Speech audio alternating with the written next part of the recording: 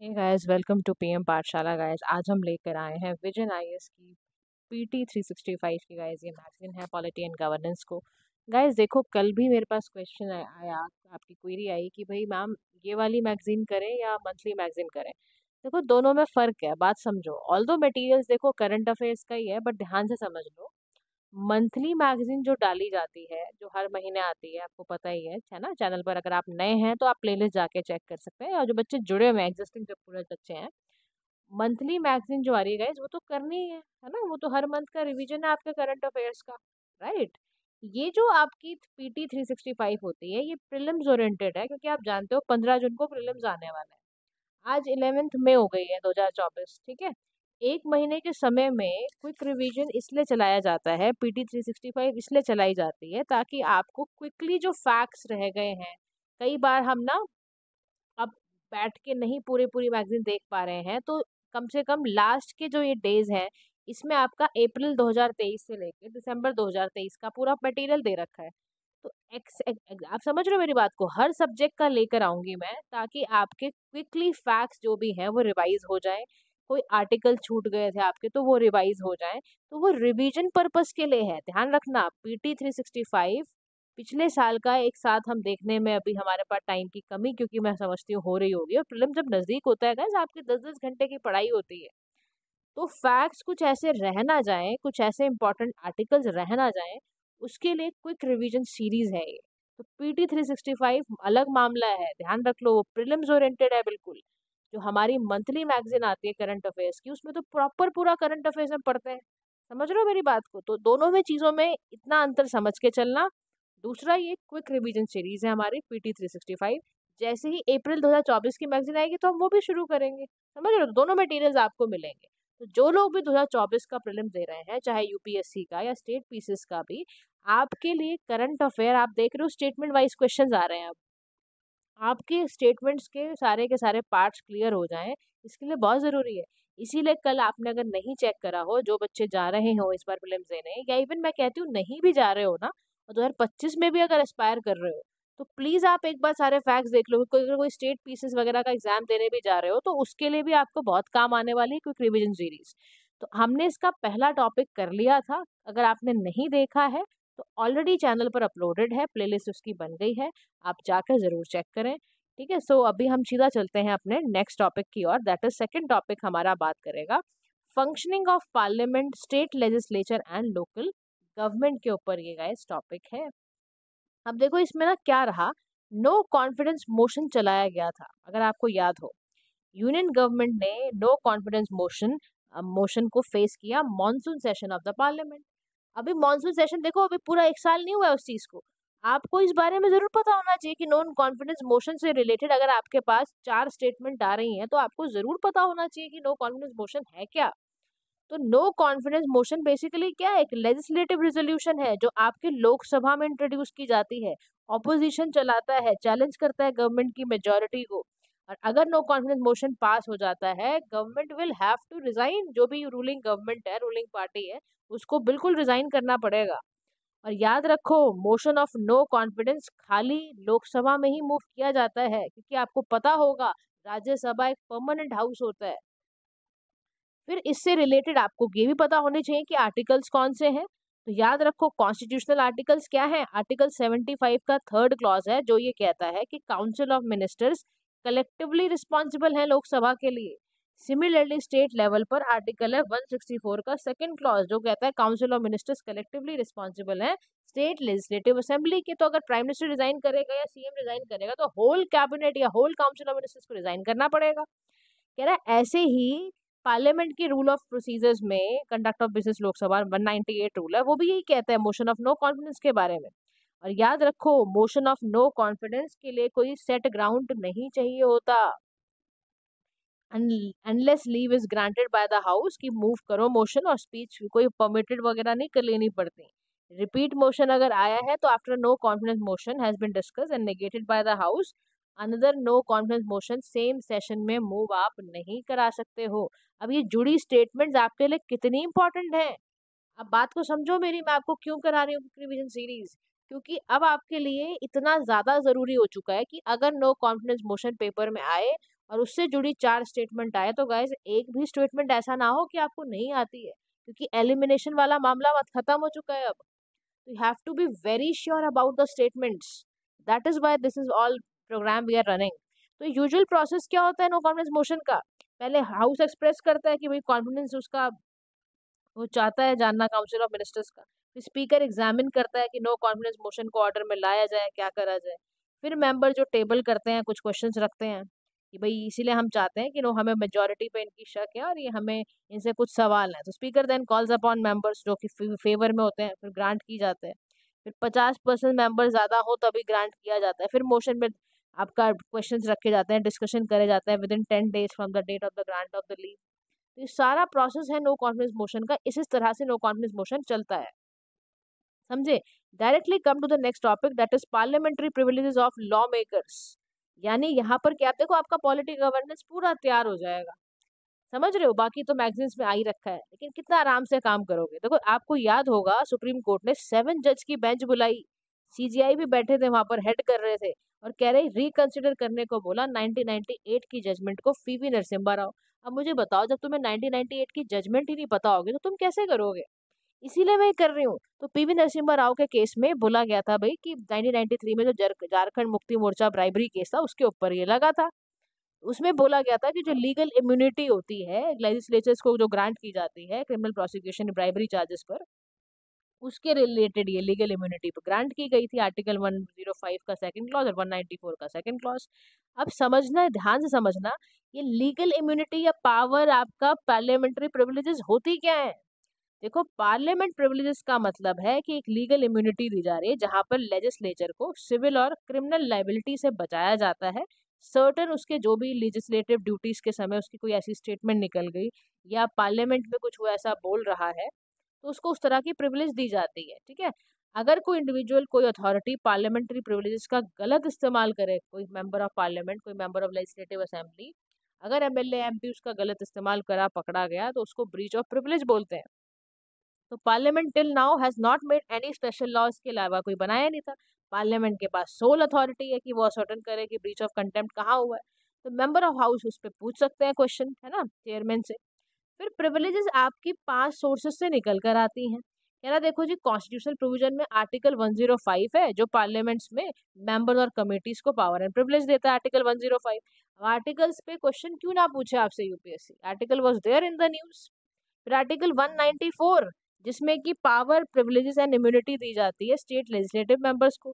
फिर 105 का second clause है कि किसी को भी लाइबल नहीं होगा कोई व्यक्ति अगर कोई पब्लिकेशन रिपोर्ट वो करता है either house of the parliament. Similar provision states के लिए आपका 194 के सेकंड क्लॉज में है।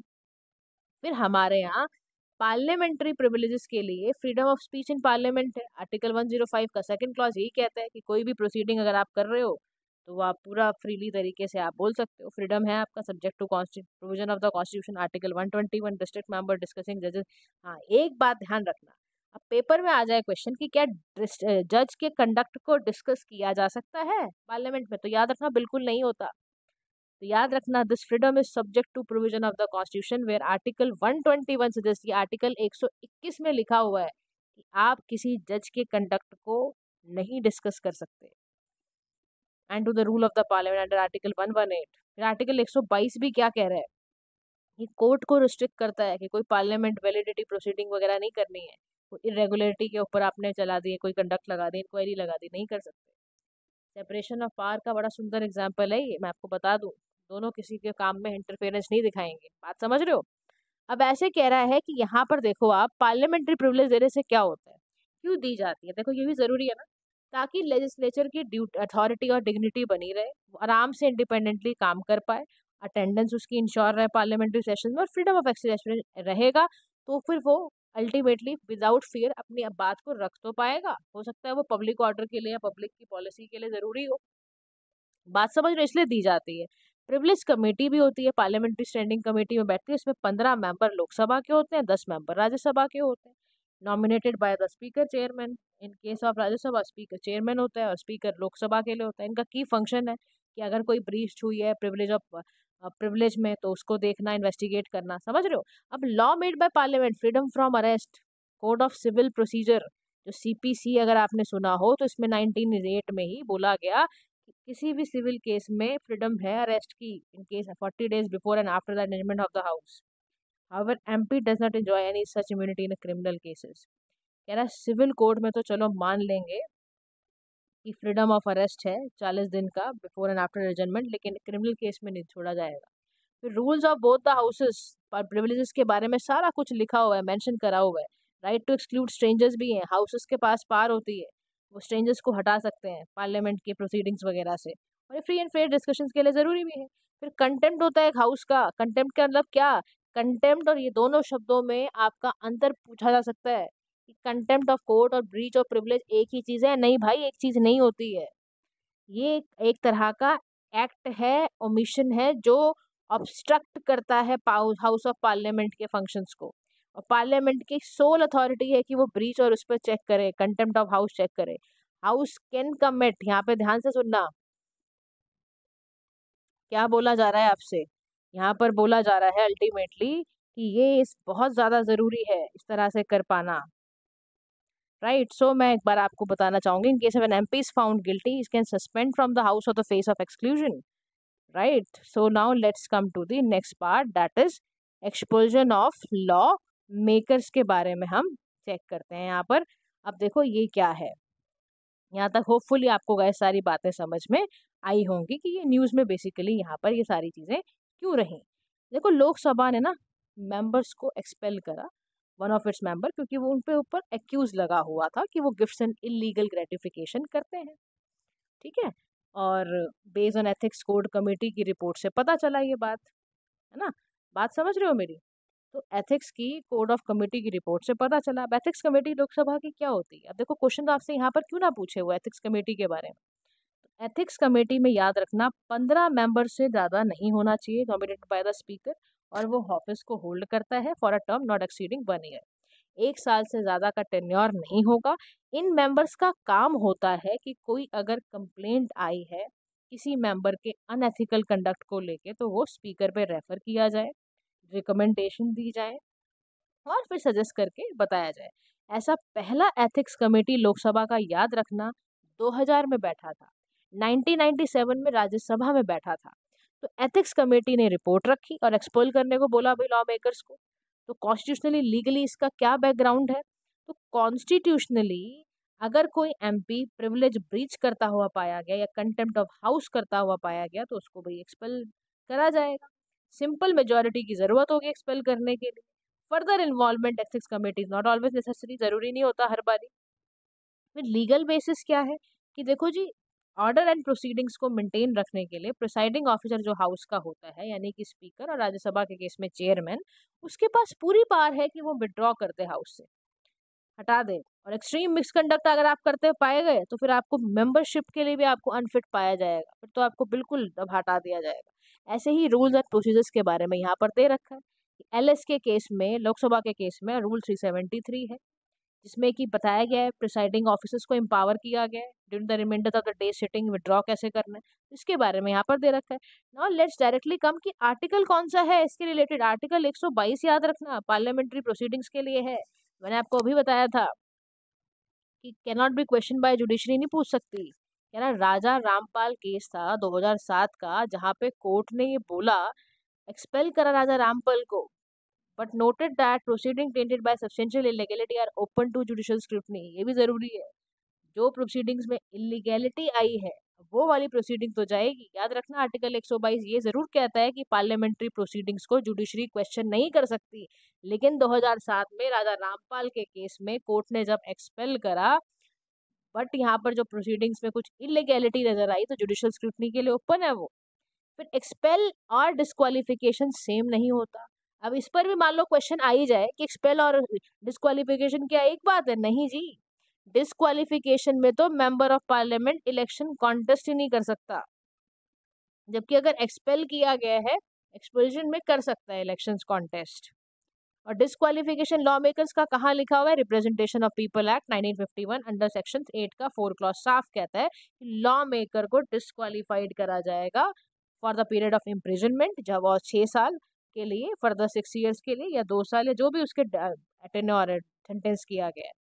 10th शेड्यूल कॉन्स्टिट्यूशन का साफ कहता है डिफेक्शन किया है अगर, डिफेक्शन का मतलब क्या, कि आपको पार्टी कह रही है फला को वोट दो, आप नहीं दे रहे हो, या आप पार्टी छोड़ के किसी और पार्टी को ज्वाइन कर रहे हो, समझ रहे हो, तो फिर आपका डिफेक्शन जो हो रहा है वो डिफेक्शन हो रहा है। आपको अयाराम गयाराम की याद आने चाहिए, डिफेक्शन वहीं से स्टार्ट हुआ था। फिर आर्टिकल 102 का फर्स्ट क्लॉज, 191 का फर्स्ट क्लॉज साफ बोलता है कि एमपी और एमएलए को डिस्क्वालिफाइड करा जाता है अगर वो ऑफिस ऑफ प्रॉफिट बाहर का करने लग जाए कुछ।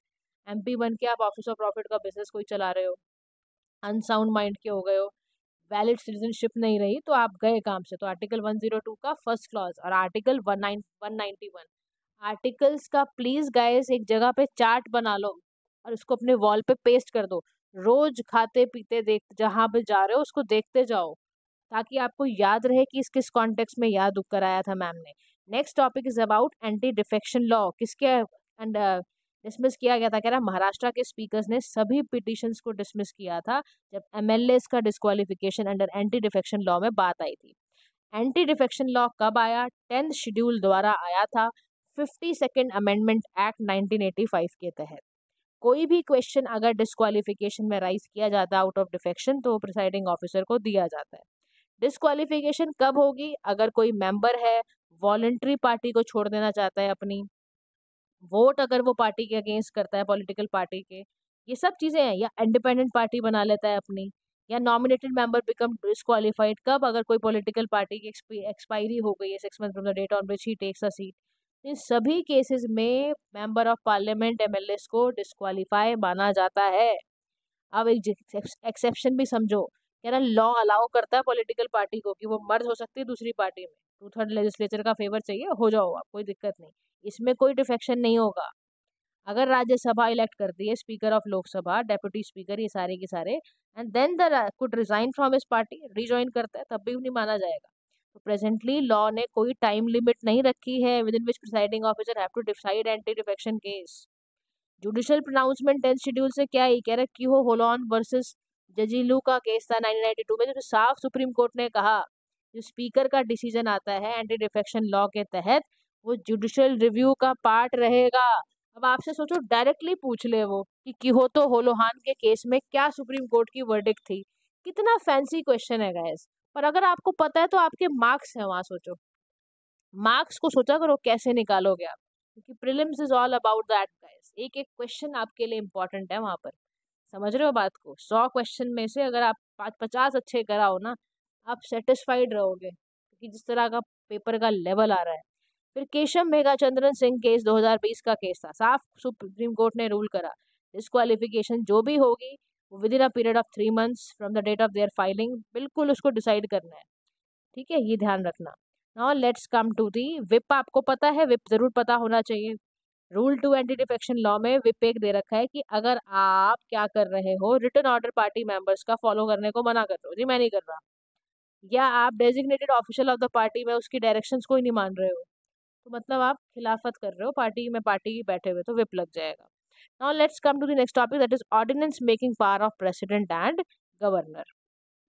अब why is it in the news, तो रिसेंट एनालिसिस में शो करा गया कि नंबर ऑफ ऑर्डिनेंसेस को जो प्रेसिडेंट द्वारा इशू की गई थी वो 2019 से बहुत ज्यादा कम होती जा रही है। कि बोला गया कि 2022 में for the first time 59 years में नो ऑर्डिनेंसेस वर प्रोमोलगेटेड। क्या बात है, प्रेसिडेंट ऑर्डिनेंसेस क्यों नहीं लगा पा रहा है, और ऑर्डिनेंस होता क्या है, तो ऑर्डिनेंस जो याद रखना ये बेसिकली प्रेसिडेंट और गवर्नर की पावर होती है। ऑर्डिनेंस एक तरह का टेम्परेरी रूल है जो बेसिकली लॉ है, जो प्रेसिडेंट और पार्लियामेंट, जब पार्लियामेंट सेशन में नहीं होती है ना, मान लो, क्योंकि भाई इनके तो सेशंस है, summer session, winter session, monsoon session, है ना, इस बीच में अगर बहुत सारे कुछ चीजें हो सकती हैं, तो पार्लियामेंट तो होगी नहीं अगर सेशन में, तो प्रेसिडेंट इशू करता है वो टेम्परेरी लॉ। तो यानी कि प्रेसिडेंट या गवर्नर की ऑर्डिनेंस प्रोमुलगेटिंग पावर जो है उसको इंडियन काउंसिल एक्ट से मिलती है 1961, और गवर्नमेंट ऑफ इंडिया एक्ट से मिल 1909, गवर्नमेंट ऑफ इंडिया एक्ट 1935, बहुत पुराना चलता आ रहा है। अब हमारे कॉन्स्टिट्यूशन में आर्टिकल 123 है, 123, जिसमें प्रेसिडेंट की पावर है कि वो ऑर्डिनेंसेस को प्रोमुलगेट कर सकता है जब पार्लियामेंट सेशन में ना हो। यही सेम पावर आर्टिकल 213 में गवर्नर के पास होती है, और प्रोमुलगेटेड का सेम फोर्स होता है, जैसे लेजिस्लेचर फोर्स एक्ट होता है वैसे ही, बट टेम्परेरी होती है नेचर में। ऑर्डिनेंसेस को 6 महीने की इसकी एक्सपायरी होती है जब तक कि नेक्स्ट सेशन स्टार्ट ना हो जाए। दोनों सेशन स्टार्ट होने में अगर डिफरेंट डेट है तो लेटर डेट को कंसिडर किया जाता है। ऑर्डिनेंस तब लैप्स करता है जब गवर्नर या प्रेसिडेंट विड्रॉ हो जाए, रेजोल्यूशन कोई पास हो जाए तो वो खत्म हो जाएगा। स्टेट लेजिस्लेचर के केस में क्या है, रेजोल्यूशन डिसअपियर हो जाती है, डिसअप्रूव कर दी जाती है। तो ऑर्डिनेंसेस तभी इशू होगा तब जब पार्लियामेंट या legislature can make laws can only be issued on matters जहां पर वो सेम लिमिटेशंस अगर रखना चाहते हैं तो रख सकते हैं। फिर हाउएवर अगर गवर्नर स्टेट का है वो ऑर्डिनेंसेस को नहीं इशू करता है without the reference of the president, तो क्या होगा, कह रहा कि ऐसे भी कुछ केसेस हैं जहां पर गवर्नर को प्रेसिडेंट से पूछने की जरूरत नहीं पड़ती है कि ऑर्डिनेंसेस पास करें या ना करें। कह रहा वो कौन से केस हैं, कह रहा अगर कोई बिल है जिसके सिमिलर प्रोविजंस थे प्रायर, उस पर ऑलरेडी प्रेसिडेंट काम कर चुका है तो उस पर जरूरत नहीं है पूछने की। अगर गवर्नर को लग रहा है कि ये बिल में कुछ सिमिलर प्रोविजंस हैं जो ऑलरेडी रिजर्व थे, कंसिडर कर चुके हैं, तो भी इस पे प्रेसिडेंट को पूछने की जरूरत नहीं है। अगर एक्ट ऑफ स्टेट लेजिस्लेशन में कुछ सिमिलर प्रोविजंस हैं जो कि इनवैलिड थे without receiving the president assent, तो उसमें पूछने की जरूरत नहीं होती है। ऑर्डिनेंसेस से रिलेटेड बड़ा ही इंपॉर्टेंट केस है RC Cooper versus state union of India 1970, जिसमें सुप्रीम कोर्ट ने बोला कि प्रेसिडेंट का डिसीजन चैलेंज किया जा सकता है, कब, जब इमीडिएट एक्शन रिक्वायर्ड ना हो। तब पूछेंगे भैया क्या बात है, क्यों लगा दिया। फिर DC Wadhwa versus state of Bihar 1987 में बोला, तो सुप्रीम कोर्ट ने कहा कि लेजिस्लेटिव पावर जो एग्जीक्यूटिव की है वो ऑर्डिनेंसेस को चेक करेगी, एक्सेप्शनल सर्कमस्टांसेस में ही लगाया जाए। फिर कृष्णा कुमार का केस आया 1994 में, कोर्ट ने कहा कि अगर प्रेसिडेंट सेटिस्फाई कर रहे हैं और आर्टिकल 123 में और गवर्नर सेटिस्फाई कर रहे हैं तो वो जुडिशियल रिव्यू में इम्यून नहीं करेगी, जुडिशियल रिव्यू उन केसेस का नहीं हो सकता। Now move to the next topic that is secretariat of the parliament. तो जो अपने आप में हर एक टॉपिक की कितनी विशेषता है, उसमें आप कितने आर्टिकल सीख रहे हो, कितनी सारी जजमेंट सीख रहे हो, किस केस में क्या था, ये जरूर पता होना चाहिए। आरसी कूपर का केस, वाधवा जी का केस, सब पता होना चाहिए आपको। समझ रहे हो। अब न्यूज़ में क्यों रहा vice secretariat of the parliament, तो पार्लियामेंट के 75 साल कंप्लीट हुए तो पार्लियामेंट सेक्रेटेरिएट ने कस्टोडियन प्रोसीजर प्रेसिडेंट ये सारा का सारा देखा, चेक करा। अब कॉन्स्टिट्यूशनल प्रोविजंस क्या है, तो कह रहा आर्टिकल 98 में जितने भी हाउस ऑफ पार्लियामेंट है उनको सेपरेट सेक्रेटेरियल स्टाफ मिला हुआ है। पार्लियामेंट में बाय लॉ वो रेगुलेट कर सकते हैं रिक्रूटमेंट को, कंडीशन ऑफ सर्विस को, allows the creation of post and common of both the house of parliament. अब सेक्रेटेरिएट का क्या फंक्शन होता है, पहली चीज है सेक्रेटेरियल असिस्टेंस मिलना, payment of salary and other allowances मिलना, सर्विसिंग वेरियस पार्लियामेंट्री कमेटीज, ये सारा का सारा काम पार्लियामेंट सेक्रेटेरिएट का होता है। और आर्टिकल 187 ये आपको सेक्रेटेरिएट दिखाता है स्टेट लेजिस्लेचर के कॉन्टेक्स्ट में। सेक्रेटेरिएट जितने भी हाउस, दोनों हाउसेस का होता है, उसमें 10 सर्विसेज फंक्शनल बेसिस पे वो करता है। लेजिस्लेटिव, एग्जीक्यूटिव, एडमिनिस्ट्रेटिव सारे काम होते हैं। स्पीकर एंड चेयरमैन को नई पोस्ट पे लेकर आना इसका काम होता है। तो सेक्रेटरी के कार्य काम होते हैं और इसकी ध्यान रखना, बिल्कुल कैबिनेट सेक्रेटरी के जितने इसकी वैल्यू होती है। लोकसभा का सेक्रेटेरिएट कैसे आएगा, अल्टीमेट कंट्रोल होता है इसका सेक्रेटेरिएट का, चेयरमैन इसके पास होता है, स्पीकर के पास होता है, लोकसभा के केस में, राज्यसभा के केस में इसके पास होता है, चेयरमैन के पास होता है। अब next is democratic decentralization in India. 2023 में आपको जान के बड़ी खुशी होगी कि हमने 30 साल कंप्लीट कर ली हैं, 3 डिकेड्स हमारे कंप्लीट हो गए हैं। किस चीज़ को लेकर, 73rd एंड 74th अमेंडमेंट को लेकर। अब दोनों के बारे में ध्यान रखना, डिसेंट्रलाइज पावर है। 73 74th अमेंडमेंट 1992 की जो थी उसको केम फोर्स में आई 1993 में, और इसमें काम क्या किया गया था, लोकल गवर्नमेंट्स को बेसिकली पावर दी गई थी, रिसोर्सेज दिए गए थे, डिसीजन मेकिंग अथॉरिटी दी गई थी। 73rd पंचायती राज से रिलेटेड है, 74th आपकी म्यूनिसिपल बॉडीज से रिलेटेड है, अर्बन लोकल बॉडी से रिलेटेड है। अब क्यों हमने पंचायती राज सिस्टम को क्यों स्ट्रेंथन किया था, अब इस कमेटीज का ध्यान रखना, आपके पास मैच द फॉलोइंग लगाने ना आ जाए कौन से ईयर में कौन सी आई थी, तो याद रखना बलवंत राय मेहता कमेटी आई सबसे पहले 57 में, 1957। फिर अशोक मेहता कमेटी आई 1977 से 78। फिर सी एच हनुमंता राय कमेटी आई 1983। जीविका राव कमेटी आई 1985। एल.एम. सिंघवी 1986। थुंगन कमेटी 1988। ये सारे ईयर्स बड़े इंपॉर्टेंट हैं, आपको पता है स्टेटमेंट में हल्का सा डाल देगा बलवंत राय मेहता कमेटी 1975 कर देगा, तो याद रखना 57 में आया था। अब पीआरआई को इंडिया में स्ट्रेंथन पता है क्यों कर रहे हैं, ताकि राष्ट्रीय ग्राम स्वराज अभियान को और स्ट्रेंथन किया जा सके। एक ई ग्राम स्वराज है, वेब पोर्टल बनाया जा रहा है जिसमें प्लानिंग, अकाउंटिंग, मॉनिटरिंग की जा रही है ग्राम पंचायत की। एक पीपल प्लान कैंपेन चल रहा है, सबका योजना सबका विकास। एक बैकवर्ड रीजन ग्रांट फंड है। एक नेशनल इंस्टीट्यूट है रूरल पंचायती राज का। एक नेशनल पंचायत अवार्ड दिया जाता है। एक स्वामित्व स्कीम है, उसमें रिकॉर्ड राइट्स के विलेज होल्ड ओनर्स के ये सारे लिखे जा रहे हैं, ताकि क्या हो, हमारा पंचायती राज इंस्टीट्यूशन स्ट्रेंथन होता चला जाए। नाउ फिनेंसेस इनके कहाँ से आते हैं, कह रहे आरबीआई रिलीज करता है एक report, finances of Panchayati Raj institution, उसी में सारे जरे डिस्कस किए जाते हैं। कॉन्स्टिट्यूशनल प्रोविजन आर्टिकल 243 का एच, इसमें पंचायत के फिनेंसेस के बारे में बात की जाती है कि पंचायत ही है, इम्पोज करे, कलेक्ट करे, टैक्सेस को एलोकेट करे। एक 243 आई है जो स्टेट फाइनेंस कमीशन को हर साल बनाने की बात करता है। ये ध्यान रखना। आर्टिकल 280 का थर्ड का बीबी क्लॉज क्या कहता है, वो कहता है कि फाइनेंशियल इंस्टीट्यूशंस में जितने भी फाइनेंशियल हैं, रिकमेंड करना consolidated fund of state and all these things. अब इनके सोर्स कहाँ है, पेपर में क्वेश्चन आ जाए कि पीआरआई को पैसा कहाँ से मिलता है, कह रहा देखो इंटरनली तो टैक्स से कमाते हैं, कुछ नॉन टैक्स से कमा लेते हैं, जैसे कि पंचायत एरिया का सेल करना या रजिस्ट्रेशन कैटल वगैरह की कराते हैं, उससे पैसा आ जाता है। कह रहा एक हमें मिलता है सेंट्रल फाइनेंस कमीशन से फंड, कुछ स्टेट फाइनेंस कमीशन, कुछ सोर्सेज पॉलिसीज होती हैं, कुछ वर्ल्ड बैंक की बॉडीज हैं, उसके थ्रू आता है पैसा। समझ रहे हो, ऐसे इनकी फोर्सेज पता, आपको जरूर पता होने चाहिए कि जो लोकल बॉडीज है उनको पैसा कहाँ से मिलता है। फिर capacity building urban local bodies की, अब कैपेसिटी बिल्डिंग कमीशन है इसके लिए 2021 में बैठाया गया, इंडिपेंडेंट बॉडी है ये। इसका काम है यूनिफॉर्म अप्रोच के साथ स्टेट आपके जितने भी अर्बन एरियाज हैं उनको बढ़ावा देना। वर्कशॉप चलाते हैं ये एनुअली, उसके लिए कई जगह पे तो चलाई गई है, अहमदाबाद या आपका बेंगलुरु, भुवनेश्वर, ये सब जगह पर। Urban local body small board bodies है, इसका काम है गवर्न करना सिटी को, टाउन को।